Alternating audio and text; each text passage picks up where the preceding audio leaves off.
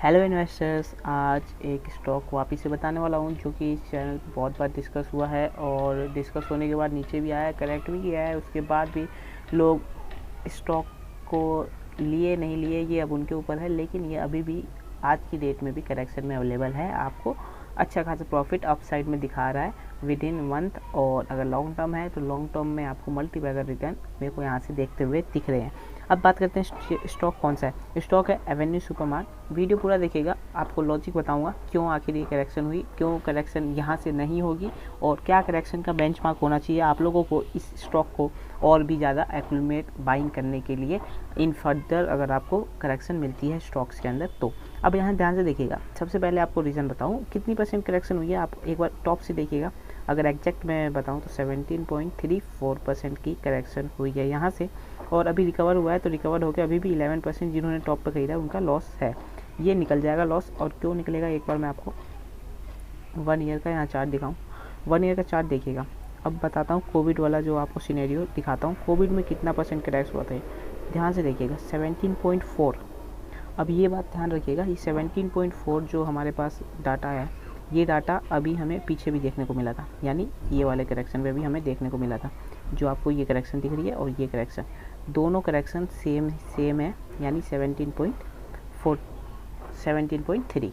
अब ये बात ध्यान रखिएगा कि जो ये मार्क है इसका 17 ये हो गया है अब इसका लेवल, जहाँ तक ये करेक्ट कर सकता है शेयर इन फ्यूचर भी, क्योंकि जब कोविड जैसे समय में और 17.4% करेक्ट हो रहा है, और ये जो रैंडम, मैं अगर बताऊँ एग्जैक्ट वर्ड तो ये रैंडम करेक्शन में 17.3% करेक्ट हो रहा है, तो ये कोई लॉजिकल चीज़ नहीं है। यहाँ पे सीधा सीधा लॉजिक अप्लाई कर सकते हो।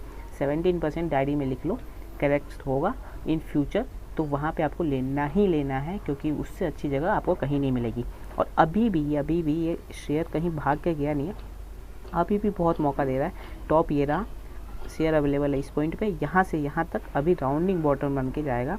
यहाँ से ध्यान से देखिएगा, यहाँ तक आया, करेक्शन हुई, राउंडिंग बॉटम बनाएगा और यहाँ से फिर ऊपर निकल जाएगा। ठीक है, ये बात ध्यान रखना। और अब बात करते हैं हम ज़रा हमारे कंपनी के ऊपर कि हमारी कंपनी में आखिर कितना ग्रोथ हुआ है पीछे की साइड। तो एक बात ध्यान रखना कि ये डीमार्ट है ना, ये अभी जितने आपको रिटर्न देख रहे हैं ना, इसके पीछे एक और जीरो लगा लो इन सभी रिटर्न के पीछे। ठीक है, ईयर टिल डेट की बात कर रहा हूँ, 1 साल और उससे ज़्यादा जो लोगों ने होल्ड किया, अभी एक जीरो और लगा लो, यानी ये जो 200% है यहाँ पे लिख लो आप सीधा 2000% प्लस।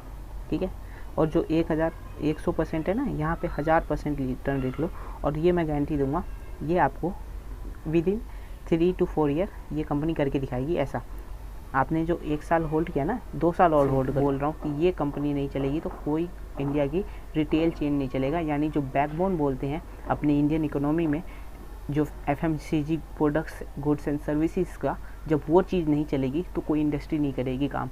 जब वो इंडस्ट्री काम, मतलब आप एक सिंपल से आप ये लॉजिक समझो, मैं यहाँ पे बैठा हूँ, ठीक है, एक बायर है जो कंज्यूमर भी हम जिसे बोल सकते हैं, यहाँ सेलर है जिसे हम एवेन्यू सुपरमार्ट या डीमार्ट भी बोल सकते हैं। ठीक है, अब यहाँ देखना, यहाँ मैन्युफैक्चरर है, यहाँ ध्यान से सुनिए, अगर मेरे पास सीट नहीं होगी तो मैं आपको दूसरी जगह देख के दिखाता हूँ। ये मैन्युफैक्चरर है, ठीक है, यहाँ मैन्युफैक्चर होता है, ये डीमार्ट है। अब मैन्युफैक्चर क्या किसे सप्लाई करेगा, सीधा कस्टमर को तो सप्लाई नहीं करेगा, इतनी बड़ी चेन तो है नहीं किसी की जो सीधा कस्टमर को प्रोवाइड करे, तो ये चीज़ नहीं होगी यहाँ पे। ठीक है, अब क्या चीज़ होगी, अगर वहाँ नहीं सप्लाई करेगा तो सीधा डीमार्ट को सप्लाई करेगा।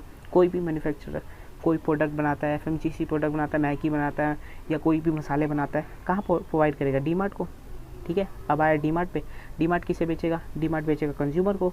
अब कंज्यूमर क्या करेगा, कंज्यूमर जब तक नहीं खरीदेगा डीमार्ट से सामान, जब तक इन लोगों को पैसा नहीं मिलेगा, और जब इंडस्ट्री में पैसा नहीं जाएगा तो क्या होगा, इकोनॉमी नहीं चलेगी। तो समझ लेना, डीमार्ट नहीं चलेगा तो इकोनॉमी नीचे जाएगी। अगर डीमार्ट चल रहा है तो आप इस शेयर से हमेशा कमाते रहोगे, कोई शक वाली बात यहाँ नहीं है। अब बात करते हैं एक और इम्पोर्टेंट टॉपिक के ऊपर कि आखिर स्टॉक गिरा क्यों। अब देखना, एनुअल रिजल्ट अगर आप देखोगे तो यहाँ तो आपको कोई एक ये जो ईयर है कोविड वाला, इसको छोड़ के कोई दिक्कत लगेगी नहीं। लेकिन अब देखना, रिजल्ट क्वार्टर में आया और शेयर की पिटाई चालू। यहाँ देखना कि जो रिजल्ट क्वार्टरली मैंने खोला, अब रेवेन्यू देखना, रेवेन्यू 7788 करोड़ का रेवेन्यू किया कंपनी ने। पिछले क्वार्टर में 5183 ऐसे तो जंप दिख रहा है हमें, नॉर्मली जंप दिख रहा है, लेकिन अब क्या हुआ कि यहाँ जो लोगों ने कंसीडर किया 20 रिजल्ट को, मार्च का जो क्वार्टर था उससे कंपेयर किया गया, क्योंकि कोविड के बाद जो फुल रिकवरी का एक्सपेक्टेशन था वो उम्मीद कर रहे थे डीमार्ट से, लेकिन वहाँ पे डीमार्ट ने कुछ ज़्यादा अच्छा परफॉर्म नहीं किया। 741 करोड़ से 778 करोड़ ही रह गया, और इसी की वजह से जो कंपनी का नेट प्रॉफिट था वो भी जो मार्च से कंपेरिजन किया गया, जो लोगों ने कंपेयर किया या जो भी म्यूचुअल फंड्स हाउसेस ने कंपेयर किया, वहाँ पे कोई ज़्यादा गेन दिखा नहीं। तो अब क्या करना था, अर्निंग पर शेयर जो हमें यहाँ से कंपेयर हुआ ये बढ़ा नहीं, तो यहाँ पे हमें जो उन लोगों ने क्या किया कि वहाँ शॉर्ट करना चालू किया, इसका पी जो था वो एवरेज आउट करने के लिए उनके पोर्टफोलियो में, तो उसकी वजह से यहाँ जो आई सेलिंग आई है। अब वापस से देख सकते हैं, मैं अगर मैं आपको चार्ट दिखाऊँ तो चार्ट में देखिएगा ये लेवल है, यहाँ से यहाँ तक एग्जैक्ट 17% की ही गिरावट क्यों आई, सबसे पहले तो आपको ये सवाल पूछना है, ठीक है, एग्जैक्ट 17% की गिरावट क्यों आई। और चलो मान लेते हैं अगर हमारे पास जो ये कोविड वाला सिनेरियो है ये भी अगर हम मान लेते हैं, ये भी 17% की गिरावट थी टोटल, चलो ये तो मान लेते हैं, ये तो हमारे किसी के कंट्रोल में नहीं थी, लेकिन ये जो गिरावट है अगर मैं आपको बताऊं तो ये आपको सोचने के मजबूर करना चाहिए कि ये जो 17% की गिरावट है ये एग्जैक्ट उतनी ही गिरावट क्यों जो पीछे वाली गिरावट से आई है मैच होके, ठीक है। तो ये ज़रूर आपको देखने की बात है, और यहाँ पे थोड़ा स्टडी करने की बात है कि आखिर कौन सी कंपनियाँ, कौन से म्यूचुअल फंड, कौन से बड़े इन्वेस्टर जो इसमें इन्वेस्टेड है उनके पोर्टफोलियो में क्या करेक्शन आ रही है अगले क्वार्टर में, वो आपको देखने की ज़रूरत है।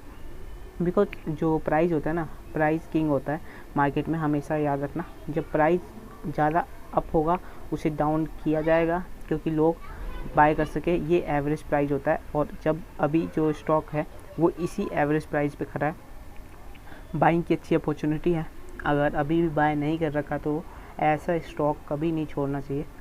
अब मैं आपको ये चीज़, तो मैं आपको ये जो गिरावट है, यानी जो आप हंट करोगे इस स्टॉक को लो पे, यहाँ से मैं 2-3 स्टॉक और दे सकता हूँ, लेकिन वो शायद आपके लिए बहुत जल्दी होगा, क्योंकि एशियन पेंट एक ऐसा स्टॉक है जो कि मैं आपको देना चाहता हूँ, लेकिन जो विशल ब्लोअर उसका इशू है उसकी वजह से मैं नहीं दे सकता। लेकिन अगर आपको ख़रीदना ही है तो ये डीमार्ट खरीदिए, कोई इशू नहीं। क्वार्टर रिजल्ट्स थोड़े प्रेस्ड आए मार्च के जो रिजल्ट्स है उसकी कंपैरिजन में, इसकी वजह से ये जो 17% का जो हमें लॉस दिखा परसेंटेज वाइज अपने स्टॉक पोर्टफोलियो में वो है। यहाँ से अच्छा खासा अपसाइड अवेलेबल है डीमार्ट के लिए, बाय कीजिए और हमारे चैनल को सब्सक्राइब कीजिए और भी ऐसे लॉजिकल वीडियोस देखने के लिए। बिकॉज करोड़पति तो कोई भी बना देता है 1 महीने में, लेकिन लॉजिक जो स्टॉक के पीछे, उस स्टॉक का बिहेवियर के पीछे वो कोई नहीं बताता। जब तक के लिए बाय, थैंक यू फॉर